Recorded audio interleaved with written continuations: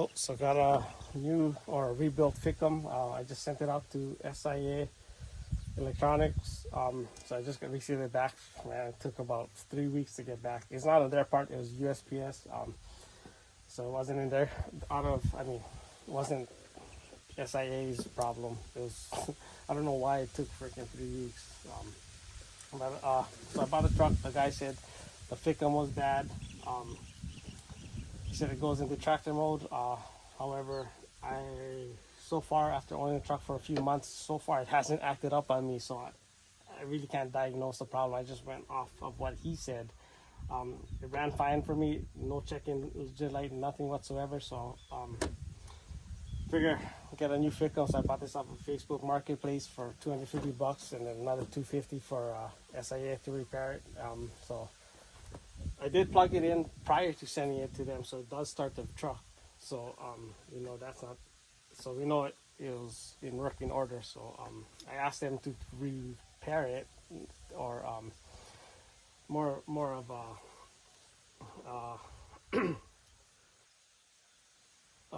update it if it tested all right.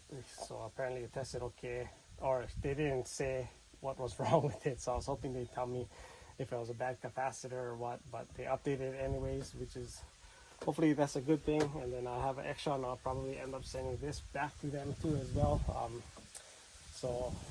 I hear some mixed reviews. Some guys make some videos where they said SIA, and then read some of the comments. SIA is this, that, whatever. You can't win them all. So looks like it's a pretty easy fix. All we got to do is probably remove the intake tube, this wire harness, and I believe the couple fuel lines. Also, one other thing to check is when you if you're checking for a bad Ficum, is check the connector. If you see anything shiny or anything wet, it's probably diesel fuel, because diesel fuel actually runs through the Ficum to cool down. So once you see fuel on here, if it smells like diesel, more than likely you have a bad Ficum, and you probably want to get that replaced. However, I did read that the Ficum are no longer available as far as on the factory side. I don't know if there's anything aftermarket yet.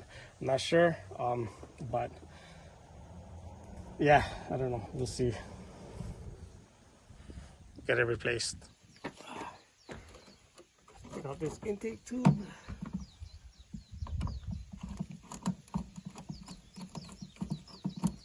Man, the sun is freaking strong, man.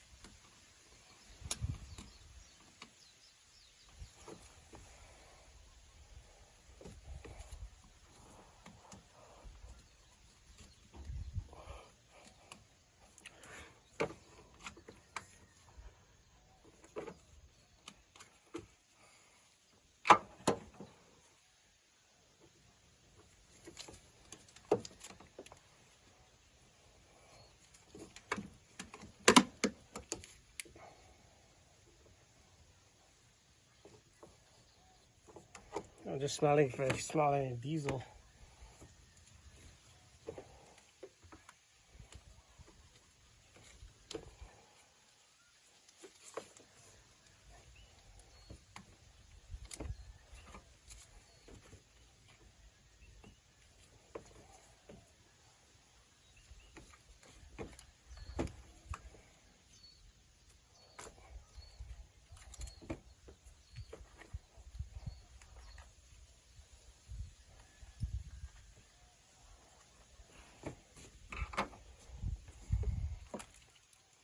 Connector to the side. I believe This is the fuel line, top, bottom. Bottom, I can just take out the hose clamp, I believe, since there's,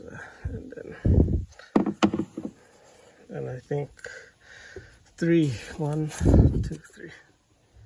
So take out the 3 bolts, basically 1, 2, and 3. There's a hose clamp down there for his blue hose. I think we can, it's kind of hard to get on the blue hose from here, so I'm going to loosen that, and then I can get some room. Look like I got some play. And then this is a 19, so 3 15mm bolts, obviously the connectors, and then a 15. We're probably going to have to bleed the system afterwards, but we'll see.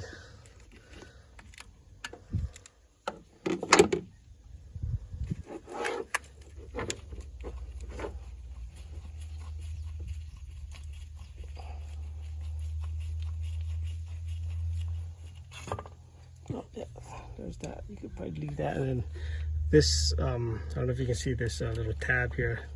That's the gasket or the O-ring for both sides. I'm going to try to work on the bottom hose, this blue hose right here, and then get ready to put on the other one. Okay, so we got the new one in place. Just kind of tightening it up. Make sure this can thread in, the most important thing, I guess.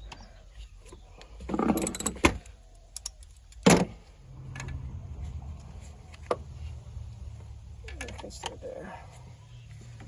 I use the ice pick to take off the holes on the bottom. I believe these here, 15.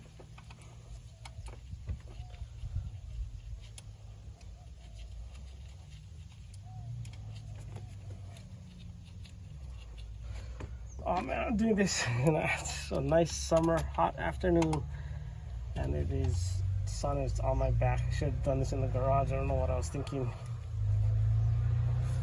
Oh man, it's killing me.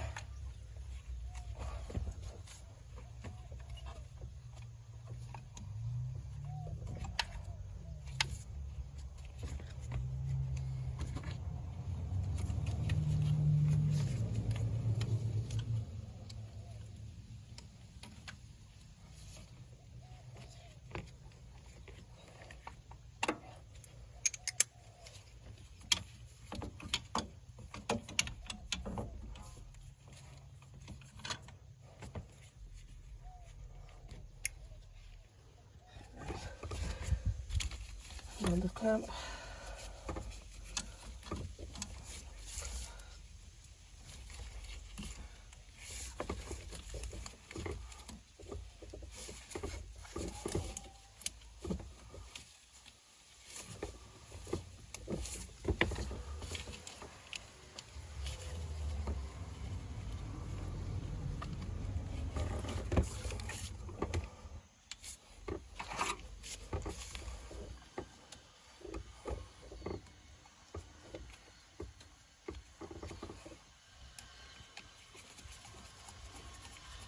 And anytime you put on a hose clamp, you want to make sure you can access it.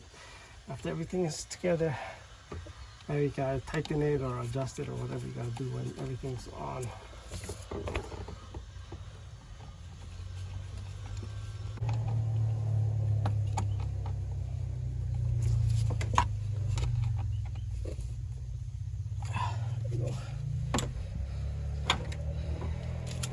Recheck tightness, everything. I don't know the torque spec for all of those, so don't ask.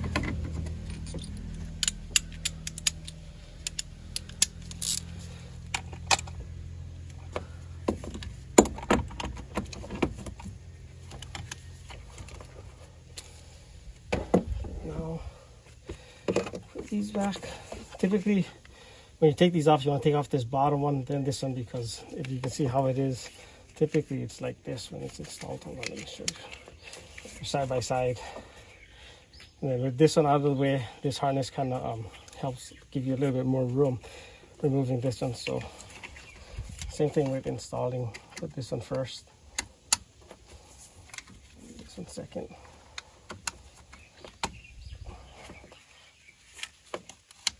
Push. There you go, that's that. And then this part too as well.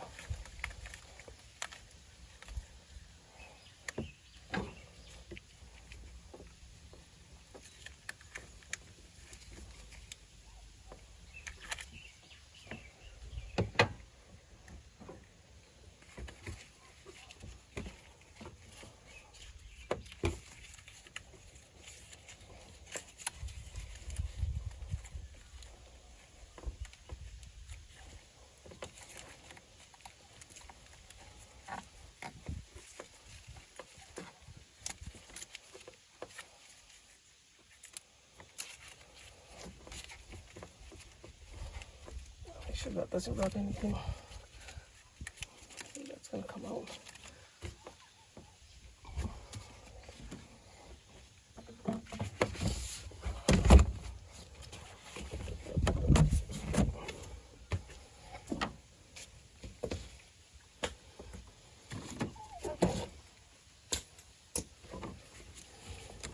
Tighten these. I may have to bleed it. I'm not sure. We'll find out. I got a fast fuel system on here, so maybe I can just prime it, just let the key on for a little bit, and hopefully that's good enough. If not, I'll probably have to bleed it through here, or maybe the filter. I'm not sure. We'll find out. Gonna try to bleed it. The fast pump is on, so we've got fuel coming here.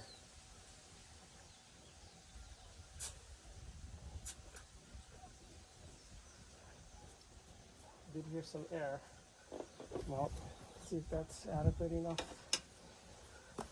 See if it starts.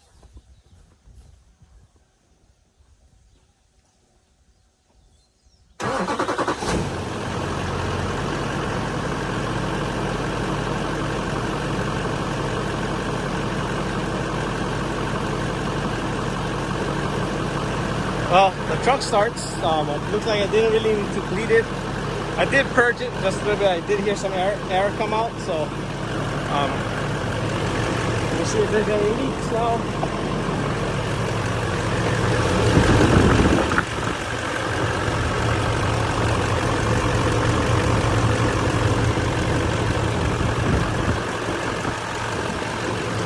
Well,